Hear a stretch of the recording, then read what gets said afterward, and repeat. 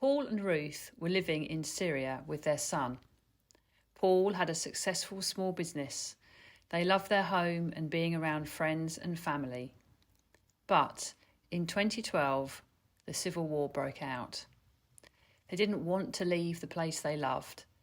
However, their area became incredibly unsafe, and they realised that it was time to flee to safety. It was a very dangerous journey to make the borders and to the neighbouring country. At one point during their journey, Paul was taken aside at a checkpoint, and Ruth feared she would never see him again.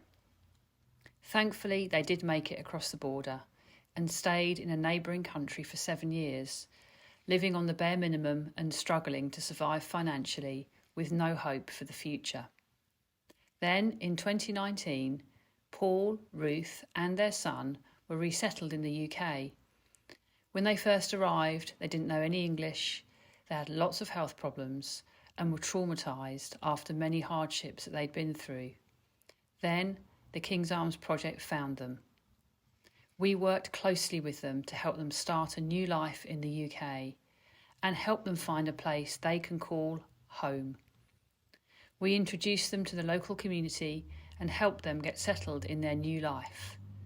They worked very hard on learning English and tried their best to connect to their local community. Now, after a few years of living here, they are thriving. They have built a very good network of local friends and they feel loved and supported by other families in their neighbourhood. Even some neighbours who were not keen to get to know them at the start have become their best friends. The family really love and enjoy their life here. Paul said to us one day, "Britain is my home. I don't want to live anywhere else."